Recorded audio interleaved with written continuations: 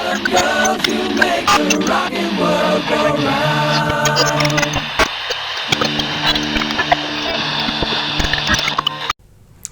Hello lovelies, today we're taking a look at a classic, En Garde. This is a newer edition of the game, which dates all the way back to 1975, so almost the dawn of role-playing games. And it shows quite a lot. So, let me explain. If you have watched Secrets of Blackmore, which you should, it's very interesting, especially if you're at all interested in the history of the hobby, you'll know that role-playing games kind of came out of war games, wherein people decided that they would play up certain officers, do scenarios, the skullduggery around getting intelligence before the battle, and they would play all that out before they got down to their miniature wargaming, usually Napoleonic, if I remember correctly. And then they found that, playing the characters and those kind of scenarios and everything was actually a lot of fun, possibly even more fun. And so role-playing games kind of eventually grew out of that. Now, after the success of Dungeons & Dragons, even quite early on, a lot of people sought to jump on the bandwagon. And En Garde was put out by Games Designers Workshop, who would later go on to support Traveller and a whole bunch of other 2D6-based systems. This is decidedly old school, and it's not really a role-playing game in the opposite way to the way in which story games aren't really role-playing games. It's quite technical. It's largely based around tables and the results of things that happen on tables. It's very structured. You don't really need a games master, but the game benefits enormously if you do have one. As such, then, this is a very dry book, not particularly illustrated, not particularly well explained in that extent. This is very much like the original. I think people would be against changing it too much. Now, technically, all the players have characters, but the characters aren't hugely well defined. The aim of the game, and it does have an aim besides role-playing and having a good time, is to accrue status, social level, to gain position and outrank the other people in your circle. And while this is accomplished by a whole bunch of other things, often it's going to come down to dueling, which is where En Garde comes from. Obviously, your character is defined by their name, their class, their birth rank, what position their father held, their social level as a consequence of these things, the money that they regularly have access to without having to gamble or serve in the military or whatever else, including starting funds, an allowance, and an inheritance. Your character is then further defined with a few statistics: strength, expertise, constitution, endurance, which is a factor of the other statistics, and military ability, which will determine to a degree how well your military career goes. So the object is to increase your status and outstrip the other players around the table. In each new month, any status points that you've accrued are lost, and everyone starts over again from zero. So you need to accumulate a lot in a month of play in order to spend to increase your social level, your rank. So besides spending money, and you can up your rank slowly by conspicuous consumption, you can do things like join a club, toady up to people of higher position, influence people in one way or another in order to give you some sort of social advantage. You can join a regiment, and that will depend on your social level and so on.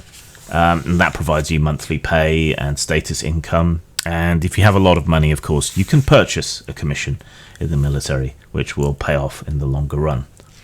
Of course, being in the military, you may get sent off on campaign during the appropriate season for whatever military that you're into.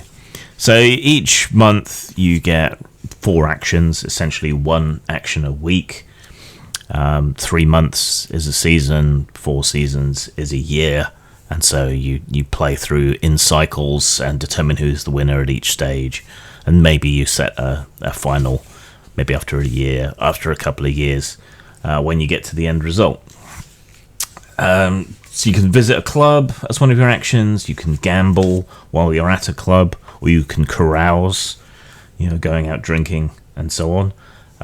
While you're at a club, you can also visit a bawdy house for some female company, which you must engage in at least once a month, either at the bawdy house or in seducing a mistress.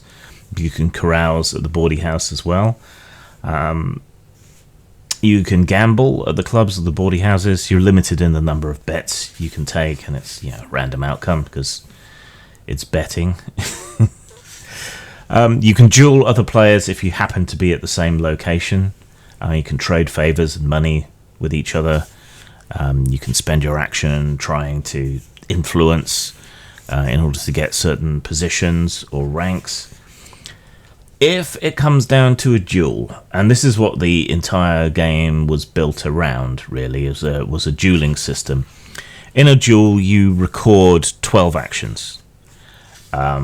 These include resting, lunging, slashing, cutting, kicking, jumping back, closing the gap, ripostes, throws, parries, blocks. You can surrender, and there are opportunities to parry or block attacks that are flung at you. And these are performed mostly in set routines, which are combinations of moves, which need to total up to 12. It's all rather complicated, but that is the heart of the system. That is what it is trying to model, and to that extent, it is quite successful. When you're doing these moves, you compare them to each other, and that determines how much health, essentially, I think they call it endurance, you lose. So it's a bit rock, paper, scissors-y, but with a lot more nuance and restrictions in what kinds of actions that you can do. Should you be sent to war, there's a whole set of subsystems for what happens when you're doing that. Yeah, there's a whole lot of subsystems and things. The example character sheet here shows some of the complexity. Maybe it doesn't look as complex as RPGs that you're used to, but you've got to keep in mind that it is very, very tightly focused, and you do get a nice repeat of the tables in the back, suitable for photocopying and turning into handouts. But yeah, it's very focused. There isn't a great deal of directly historical information given to you. There's a lot of implied stuff. Obviously, the writers have done their homework based on the regiments and so on available. You're just supposed to go, oh yeah, right, it's the Three Musketeers, which is good enough insofar as it's good enough. But this is a very unforgiving game. It does not explain itself well. There are many things, there are many virtues to old school games from back in the day, and modern games can be patronizing in the way that they explain themselves to you and try to tell you what you can or cannot do in the games, and often proselytize whatever politics the game creators happen to have. And you won't find any of that here. But one thing that we do better, I think, is explanations of rules and examples of play, and so on. And En Garde could definitely use a lot more guidance on how to actually play the thing. And I do think it would. It does benefit from the presence of a game master to adjudicate any disagreements people might have, and to add a little more creative flair on top. But it's not really a role-playing game. It is a multiplayer dice rolling game of some complexity and a lot of tables which puts it at the opposite end to story games, but nonetheless, the closest thing I think I would compare it to in play would be something like Baron Munchausen, so which is the entire opposite end in terms of game simplicity. But that's the kind of attitude that I think you need to come to the table with and to play with. So there you go. It's an old classic, worthy of being in the collection, in the archive. But I think to modern gamers, this is too bare bones, not well enough explained, complex and unforgiving. In terms of style, yeah, I love the old cover, which they've reproduced here. Interior illustrations are scant and sketchy. It basically relies on your knowledge outside of the game book for your enthusiasm, and the layout is too basic. This is essentially, a Word document, unfortunately. So in terms of style, even though the setting of the 17th and 18th centuries in France and the rest of Europe is glamorous and so on, I can't give this any real score for style. Maybe a 2 for being true to the original with the cover, and deliberately, I think, with the presentation and a lot of the content. In terms of substance, the rules are all here, but that's really all you get. There's certainly enough for you to play the game, and that's fine and dandy. But yeah, definitely more examples of play, suggested turn order, examples, bigger descriptions, and a sort of primer on the politics and social situations of these things, rather than just assuming that you're going to know, all would make this a lot better, in my not so humble opinion. But there you go. So in terms of substance, a high 3, because it's got everything you need, but not everything you want. So 1 out of 5 for style, 3-ish out of 5 for substance. That's 4 out of 10 or 2 out of 5. I can't recommend it except for nostalgia purposes, archival purposes, maybe some inspiration if you want to look at sword fighting systems and so on. But it definitely is fascinating if you're interested in the history of the hobby and people turning out role-playing games who weren't really sure what a role-playing game even was. Zang.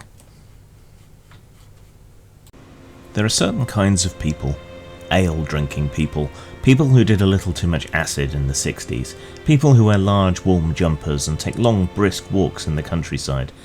These people maintain that fairies not only exist, but that they are very common. They also tend to believe that fairies are a countryside phenomenon, much like casual cruelty to animals, sexual intercourse with sheep, and having an impenetrable and parochial accent. This is, of course, rather wide of the mark.